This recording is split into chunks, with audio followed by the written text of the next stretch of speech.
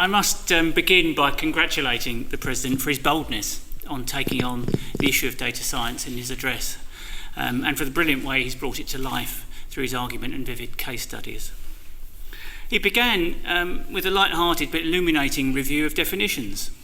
His observation that the Wikipedia definition of data science comes closer to the definition of statistics than does the Wikipedia definition of statistics is one I expect most of us in the room will share, and it raised your first chuckle of the evening. Wikipedia is telling us something about how to turn the ostensible threat of data science into an opportunity. And we can, as the President says, proudly assert what we can offer and humbly acknowledge what we can learn. Now, characteristically, he focused in the address on where we can be humble and learn. His assessment that we need to liberate ourselves from current forms of communication is a profound one. He describes a challenge to the published article, and indeed to journals, as currently conceived. I agree with him, and I think I will provoke a bit by extending his argument. We need fundamentally to rethink communication and how we work as a statistical community from the perspective of those we're seeking to inform. Yes, as he said, we need to embrace providing open source access to data and analysis. Yes, we need to offer accessible bespoke user interfaces. But yes, too, I think, we need to challenge ourselves to follow the data science logic a little bit further still and let others in and utilise dynamic interactive forms that allow the co-creation of knowledge itself. I think towards the end of his address, where he's exploring how we work together, particularly in the PhD element of what he said, I think there are some real possibilities there. But that enables us to be much more continuous in our evolution of knowledge as we embrace data science but bring intellectual and statistical rigour to the party. This really does challenge us to ask hard questions about publication incentives within statistical and indeed wider scientific communities. So I thank him for opening up that particular debate.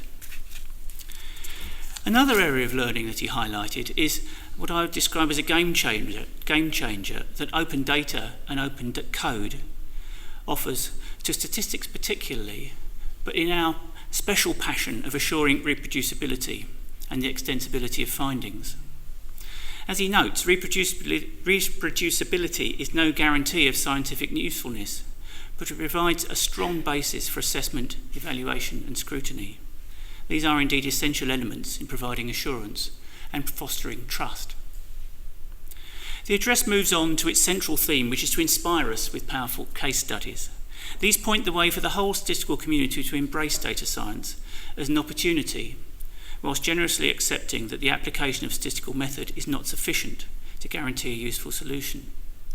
Informatics is also needed to deliver the required data, to translate the results of the analysis into a user-accessible format, and to deliver results in real time. The example of real-time spatial surveillance of gastroenteritic illness shows the practical utility of analysis delivered through maps.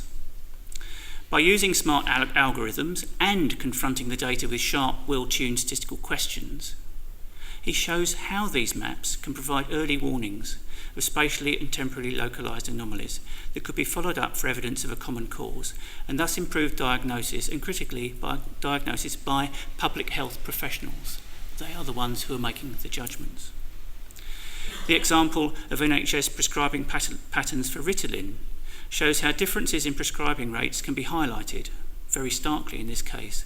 The fact that large differences between adjacent areas of Wirral and Liverpool are sustained over an extended time period, especially given the demographic difference in those two localities in particular, enables those managing the NHS to ask good questions that should help the NHS get better value for money at this particular time when it's essential to use every penny available to the best possible advantage. The example from Salford of long-term progression to end-stage kidney failure shows the potential, subject to ethical safeguards, of bringing together large-scale data sets at the patient level to generate new insights and assist clinical decision-making, or as he put it, to allow the clinician to take a better punt based on the evidence of probabilities rather than their gut feel. The final example that I know of is particular interest to our President of the African Programme for Onchocerciasis control shows how mobile phone data can be used to help tackle the scourge of river blindness on a very large scale. As he said, in Africa, data can be hard work. Data science plus statistics makes it much easier. And more fundamentally, less patients die. The President devotes attention to the essential question of what it will take for us to make the best use of the data science opportunity. His well-considered analysis of the long-standing question of the relationship between statistics and mathematics gives us some deep insights. I'm sure these can be built upon in future to the benefit of both disciplines and across the wider academic curriculum. His ideas for dual appointments or benevolent parasites, I'm not so sure about that one, but we'll think about it, are ones I hope we'll pick up in our discussion later on. But finally, I'd like to pick up a point that he brings out more in the written paper, but is absolutely latent in everything he said in the address, is that the claim we make, and it's a claim not made for the first time by society presidents, not least my own predecessor, is that the unique strength of statistics as a discipline is the extent of its relevance to the whole of the natural and social sciences. So therefore, we need to stand up and take a lead. He highlights some areas where we could do that. To take a lead to demonstrate that the public benefit of insightful statistical analysis calls for a more nuanced debate on the balance between personal privacy and public benefit. And I'd like to echo his tribute to the RSS in taking a very clear and strong stance on that. But we also need to take a lead to challenge the tendency to overemphasise algorithms at the expense of inference and an accompanying assessment of uncertainty. These things are at the heart of our discipline. And what I like most, because it's where his passion really is the opportunity we have to reach out across the world and recognise that the social implications of the data explosion are arguably greater in developing than in developed countries. This last message has particular salience as world leaders prepare to gather in New York this September to agree goals and targets for sustainable development in the period to 2030. We have an amazing opportunity to grasp here, and congratulations, Peter, on your stirring call to action. I'd like now to propose a vote of thanks, and I call on Valerie Isham to second that proposal. Valerie.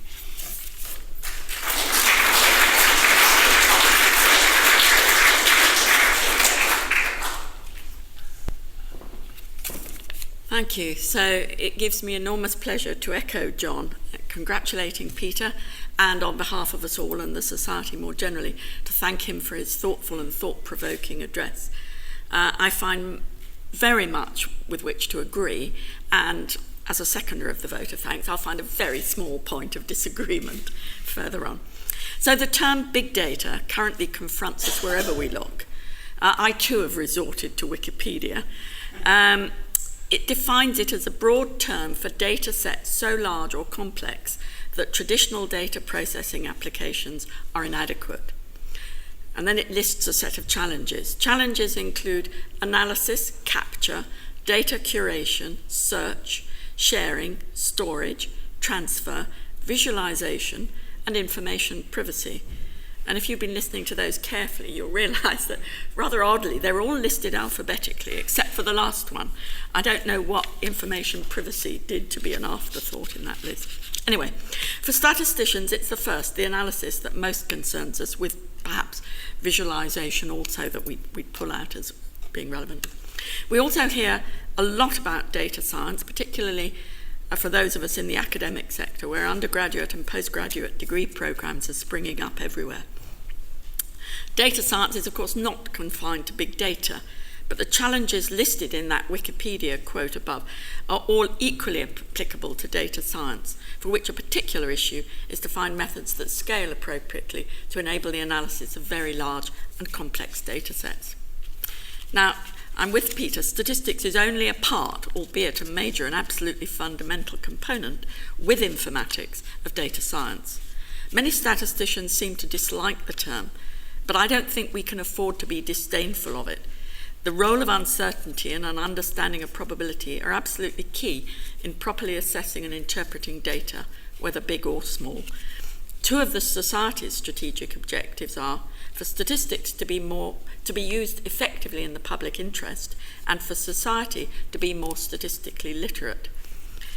Data science is in there and entirely relevant to both of those.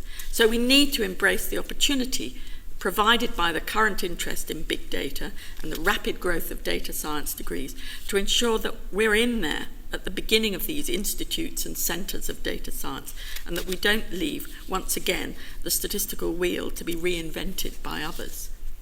So like Peter, I come from an undergraduate generation where data analysis was still done with the aid of an electric but not yet electronic calculator. So statistics practical classes were a noisy business. On graduating, I joined the Central Statistical Office, and an early jaunt was to source and buy its very first electronic desk calculator. It had, as I remember, a display of about 10 or a dozen digits. It was about this size, big as a medium-sized printer today. The main computing there was done in Fortran on an early IBM 360 with, I think, a main memory of just 512 kilobytes. So how things have changed. But at least computers were no longer human and mostly female, fate I'm so relieved to have escaped. Peter's anecdote about computers in CSIRO in the 40s reminds me that in the early part of the 20th century, Carl Pearson, of course I come from UCL, Carl Pearson was a prolific publisher of numerical tables, relying on his female computers, as they were always called. And one such computer was Florence David, who estimated that she had turned the Hand-Bruns-Vega roughly 2 million times to produce tables of the correlation coefficient. And in an address at UCL in 1957, on the occasion of the centenary of Carl Pearson's birth, J.B.S. Haldane remarked that it appears that no one has yet discovered how to use an electronic computer as efficiently as Pearson used his teams of devoted, painstaking, and remarkably accurate lady assistants. At around the same time, in the first volume of their Biometrica tables, which were published in 1954, E.S. Pearson, so Egon Pearson, the son, and H.O. Hartley are amazingly still acknowledging many computers of all ranks have contributed to the construction of these tables. I just can't believe that, of all ranks. I mean, 54 doesn't sound that long ago to me. Anyway, attempting to pin down the subject has been a challenge for many RSS presidents. David Hand talked of a fundamental distinction between mathematics and statistics, but I believe that imposing a sharp boundary is harmful. Peter himself uses John Nelder's terminology to distinguish statistical mathematics from statistical science. In my own address, I argued that both these aspects are a part of statistics, and I believe that the term mathematical statistics better demonstrates that inclusion. It's mathematical statistics, and therefore statistical science is more appropriate to denote the whole discipline rather than a part. But whatever the terminology, I wholly endorse Peter's statement in the paper that statistics is both a branch of mathematics and a mathematical science. As such, it's essential that when necessary, the various learned societies and other bodies representing the mathematical sciences speak with a single voice. And nowhere is this more true and perhaps harder to achieve than in relation to education and to empowering individual citizens. For students who want properly to understand statistics, a thorough underpinning of mathematics is essential. Peter suggests having less statistics in the undergraduate maths degree, counterbalanced by a radical expansion of postgraduate training. And as a means of training statisticians, this would be absolutely excellent. But of course, we have to ensure that they actually get to the postgraduate training, that they're attracted towards the subject in the postgraduate study in the first place. Statistics courses will, of course, also still be needed for undergraduate mathematicians going on to further study or work in other areas where familiarity with statistical concepts is essential. And a similar dilemma applies at school level, where A-level mathematics necessarily leads on to a wide range of university courses and careers. There, my preference is for less statistics within the maths curriculum, counterbalanced by more use of statistical concepts and analysis in the other subjects. And that goes back to Adrian Smith's report from his post-14 maths education inquiry. Finally, a brief remark about the suggested desirability of locating statisticians in university natural and social science departments. There's equally a danger of missing the point if statisticians are located in ones or twos round the campus without the support of their statistical peers. So for the best of both worlds, as Peter argues, there's a very strong case for many more dual appointments. But as I have tried in the past in my own institution, these are hard fought and very difficult to achieve. There's much more in this address for further thought and discussion, and I'm sure we can discuss it over what I hope might be a drink in a minute. But it remains for me now to wish Peter every success in the further 18 months of his presidency, and it gives me great pleasure to second the vote of thanks for this stimulating presidential address. Thank you.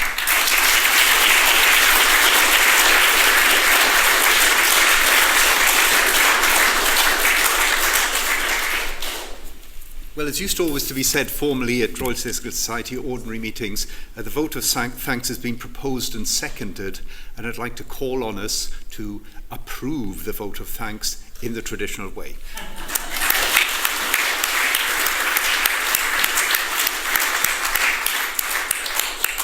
Thank you very much, Peter.